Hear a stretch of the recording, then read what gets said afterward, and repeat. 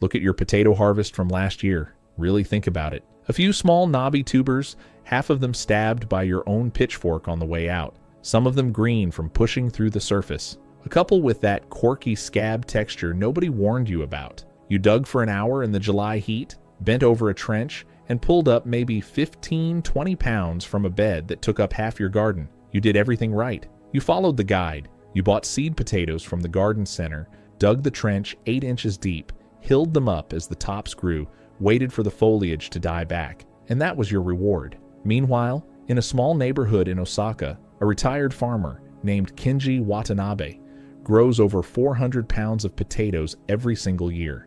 His entire growing space is smaller than a standard parking space. He has not touched a spade for potato growing in over a decade. He does not own a garden hose for his potato crop. He has not lost a single potato to wireworm, blight, green skin, or a pitchfork in 11 years.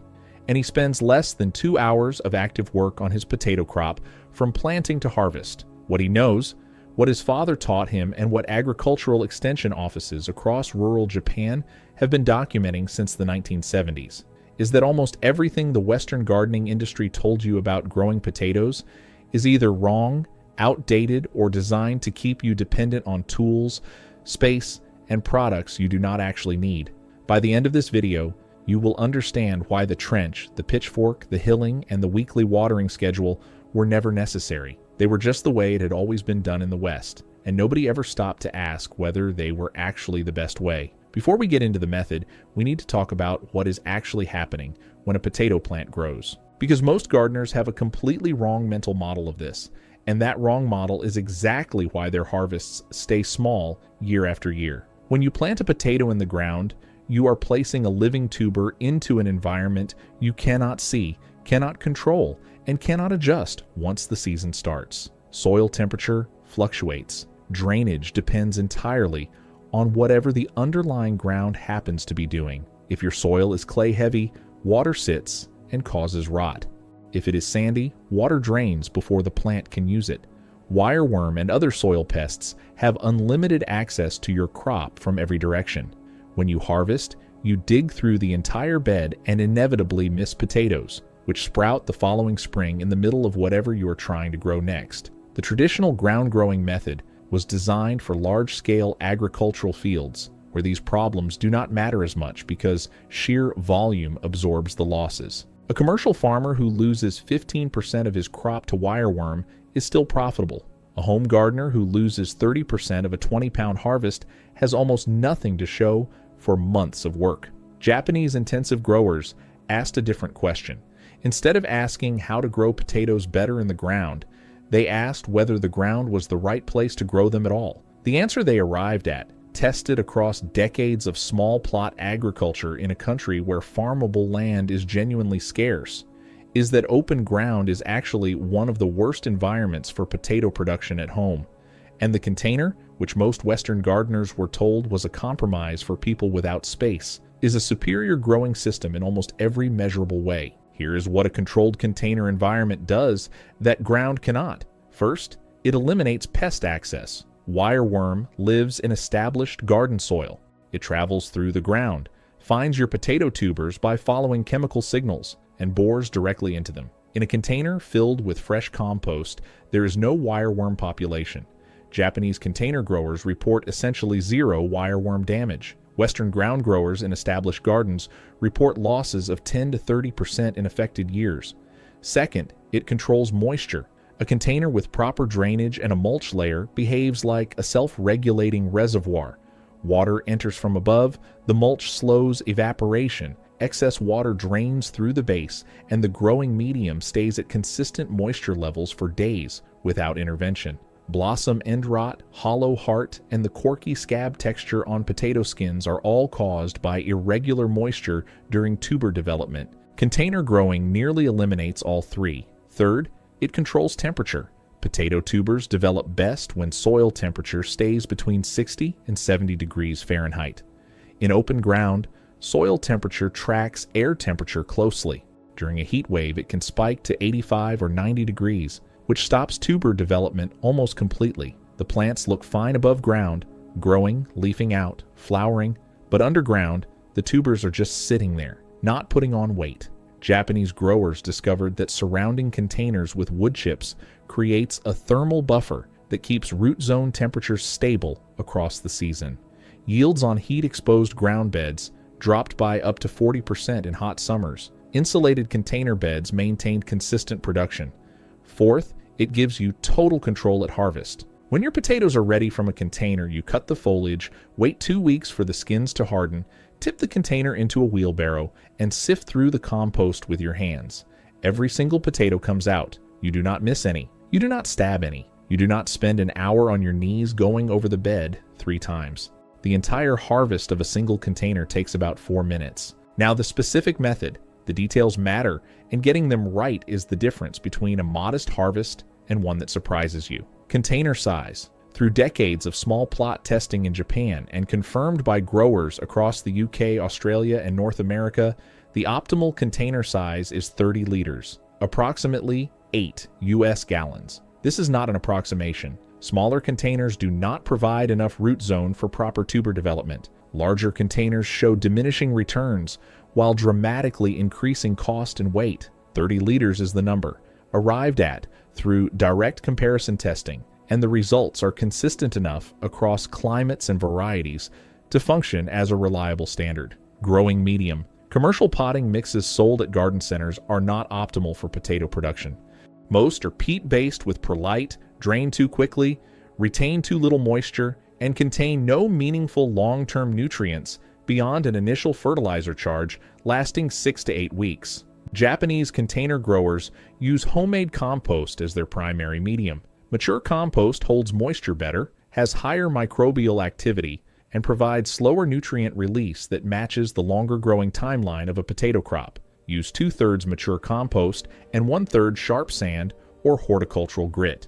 Add a handful of balanced, slow-release organic fertilizer to the lower third of the container at planting, and another handful mixed into the middle layer. Variety selection. This determines whether you plant 2 or 4 seed potatoes per container, and getting it wrong costs significant yield.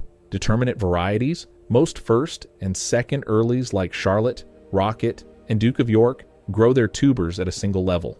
Plant 2 in the lower third and the upper 2/3 is unused, which means you can add 2 more seed potatoes in the upper third and get 2 layers of production from the same container. 4 seed potatoes per container for determinate varieties.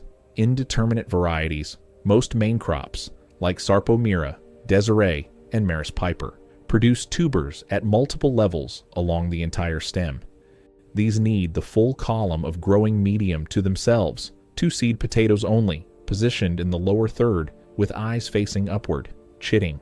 Most gardeners do this wrong in a way that wastes weeks of growing potential. If you place seed potatoes in a dark drawer or dark corner, they produce long, pale, spindly shoots that break off during planting and contribute nothing to establishment. Chitting correctly means placing seed potatoes in the brightest, coolest, frost-free location you have: a cool windowsill, a bright unheated room, a frost-free greenhouse shelf. In bright conditions, the shoots that form are short, dark green, or purple, and stocky. They represent a fundamentally different metabolic state, one that translates directly to earlier establishment and stronger root growth. To control potato size, allowing all shoots to develop produces more, smaller potatoes. Reducing each seed potato to just 2 shoots produces fewer potatoes that grow significantly larger. The mulch layer is the most underrated component of the entire system, and the one most Western gardeners either skip or apply incorrectly. This is what enabled 235 pounds of potatoes from 48 containers with 0 manual watering across an entire growing season. A 2-inch layer of straw or wood chip placed on top of the growing medium after planting reduces surface evaporation to a fraction of what an unmulched container loses. In direct sun during summer, an unmulched container can lose a significant portion of its moisture to evaporation in a single day. A properly mulched container loses a fraction of that. The difference in watering frequency is not incremental. It is the difference between daily watering and watering once or twice a week. The mulch also prevents the surface crust that forms on bare compost when water hits it and then dries. This crust reduces water infiltration, causes water to run off the edges rather than soaking in, and creates a hostile environment for the fine surface roots potato plants rely on in the upper layers. The external mulch around the base of the containers works in a complementary way. When you surround the bases with wood chip or bark, root zone temperature is buffered against air temperature extremes. Any water and liquid nutrient that drains through the base holes is absorbed by the surrounding mulch and held available for reuptake through wicking as the containers dry out. This extends the moisture reservoir of each container beyond its physical walls. In the documented 235-pound harvest from 48 containers with no manual irrigation, the combination of top mulch and base wood chip created a system where natural rainfall was captured, retained, and recycled efficiently enough to sustain full crop development through an entire summer with no supplemental watering at all. The support structure is the piece most people overlook until they have their first container potato crop sprawling across the path and blocking everything. Potato plants in containers grow tall, and without support, they flop over, cover paths, get stepped on, reduce airflow around the foliage, which increases disease pressure, and expose the tops of containers to direct sun, which spikes root zone temperatures. The solution is a horizontal grid of cattle fencing or wire mesh suspended approximately 18 inches above the tops of the containers on stakes. The grid has gaps large enough for potato stems to grow through, which means the entire crop rises through the grid and is supported by it as a single unit. Each plant leans against the wire and against its neighbors. Storms that would flatten unsupported container potatoes pass through this structure without damage because the foliage moves as a single canopy rather than as individual plants being knocked over. The upright canopy also creates natural shade over the container tops, keeping root zone temperature stable exactly when summer heat is at its peak. Harvest timing is where most gardeners lose yield. They have already grown. The advice to harvest at flowering, repeated widely in Western gardening guides, costs you significant weight. Potato plants flower as part of their reproductive cycle. The energy invested in flower production and seed pod development is energy diverted from tuber development. When flowers form, remove them. Every flower removed redirects energy back into the tubers. In controlled trials, plants with flowers, consistently removed, produced measurably heavier tubers than identical plants allowed to flower and set seed. The correct harvest signal is foliage senescence. When more than 50% of the leaves have yellowed and the tops are dying back, cut the foliage to soil level and leave the containers alone for 2 weeks. During this rest period, potato skins harden. Freshly harvested potatoes with unhardened skins bruise easily and store poorly. After the 2 weeks, tip the container, break apart the compost with your hands, and collect every potato. No missed ones, no stab marks, 4 minutes per container. The spent growing medium is not wasted. Refreshed with a layer of new compost and a handful of fertilizer, it carries the next season's containers from day one. The containers themselves, chosen for quality, last a decade or more. The wire support structure goes up once. What this system produces is not just more potatoes. It produces a fundamentally different experience. You do not spend your summer fighting the crop. You do not dig in July heat. You do not lose a third of your harvest to pests you cannot see. You tip a container, pull out 450 pounds of clean, undamaged potatoes from a space most gardeners would consider too small to bother with, and you do it in an afternoon. That is what Kenji Watanabe has been doing for 11 years in Osaka. That is what agricultural extension data from Japanese small plot farms has been documenting for decades. And that is what the garden center that sold you a spade, a bag of seed potatoes, and a blight spray never had any reason to tell you. The knowledge was never hidden. It was just never translated. If you found this useful, the next video covers the one fertilizer addition Japanese growers make at mid-season that increases tuber weight by a measurable margin in the final 4 weeks before harvest. Watch that one next.